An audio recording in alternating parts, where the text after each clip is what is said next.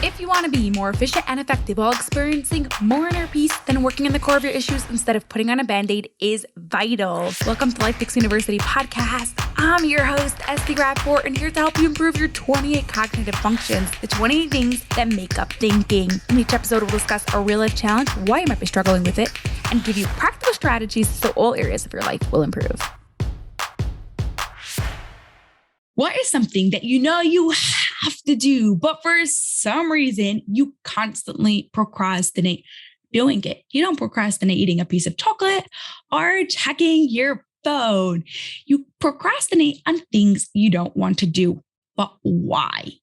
And how can you change it? Obviously, the most important part of it. That's what's coming up next on the Life Picks University podcast, episode 251.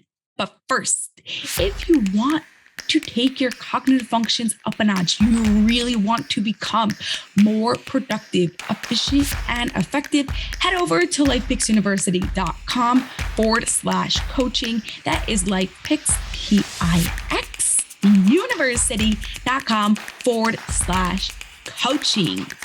Now, for today's real life challenge, imagine you have a blog post you have to write, but you find writing really hard and mentally draining.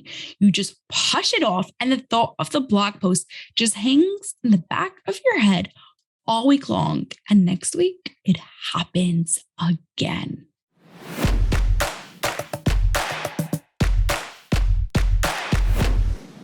Two reasons you might be procrastinating, because there is a reason. You aren't lazy for no reason. Okay. Like we said, things that you want to do, you do. So there's a reason why you're procrastinating on something, and it could be either one of them or both of them. Okay. So the very first one is motivation. If we don't understand the reason why, we don't have a burning desire to do something, we don't see the payoffs or the benefit, then we're not going to do it. Okay. There's a reason why some people love to exercise and they do it a lot, and some people just never do it. Because the people who enjoy exercise and do it every day or 5 days a week see the payoffs, they see the benefit. Could be they've experienced it, could be they've seen other people who've experienced it and they want that same desire, but they have this desire that they want, and they see it as worth it, as something. It's worth it to go through all that hard work in order to get the payoffs. People that don't like the exercise, they don't see the payoff. They just see, I have to wake up early. I get all sweaty. I get out of breath. It takes so much time. I have no energy after. I have to take a shower, And they have all their reasons of excuses simply because they don't see that what they have to do for the payoff is worth it. Okay. So that's number one, motivation. The second thing, it could be because of those cognitive deficiencies. You might be super motivated to do something, but you have a cognitive deficiency. Like we spoke about last week, you have some sort of hole in your brain. Something in your brain isn't wired so correctly that it's making it really hard for you to do this task. It doesn't mean you can't rewire your brain, but it means that meanwhile, you need strategies so that way you can do the task until your brain gets rewired. Because being totally honest here, rewiring your brain takes time, and it is not going to happen overnight. So it could either be because of motivation or because of a cognitive deficiency or because of both. So what are you going to go and do about this? First step, let's make sure our motivation is covered. You've got to understand why you want to do this. Can you skip it? Does it make a difference? If you do it, what benefit will it give you? So right now, while you're listening to this episode, I want you to think about something that you've been actually procrastinating on, and press pause if you need to, but think about it. What is the why? Can you skip it? Is it going to make a difference? Why am I actually doing it? What's the benefit for me to do it? Once you have your why super clear, I want you to see if maybe you can delegate it. Is there anyone else on your team or friend that can help you out? Because especially in the beginning, till your brain is rewired, this is still going to be hard for you. If you can find someone to do it, that will make it a lot easier.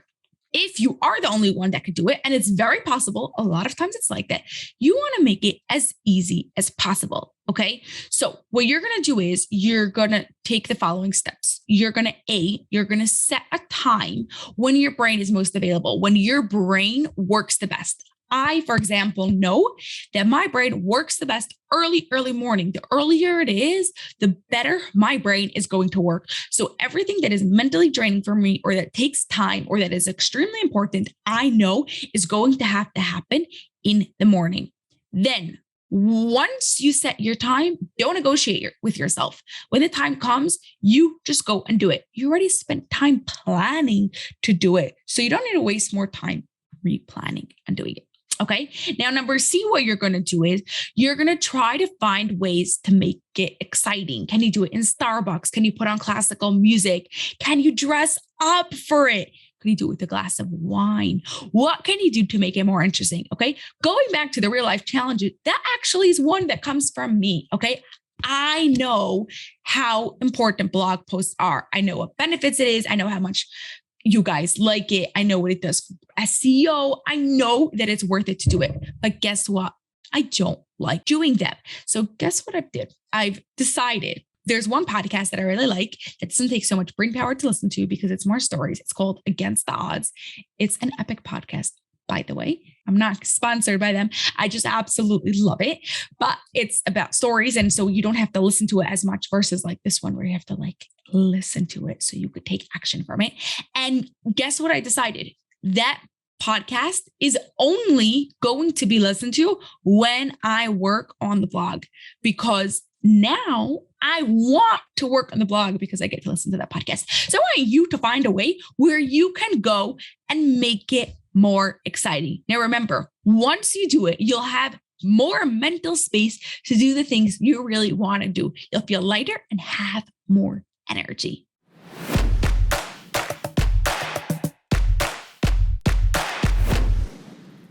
Your challenge this week, I'm sure you could guess, is to do the thing you are currently procrastinating at. Okay, so first thing you're going to do is you're going to try to find out, is it a motivation reason or is it a cognitive deficiency reason? Okay, which one of them are they? Maybe it's both.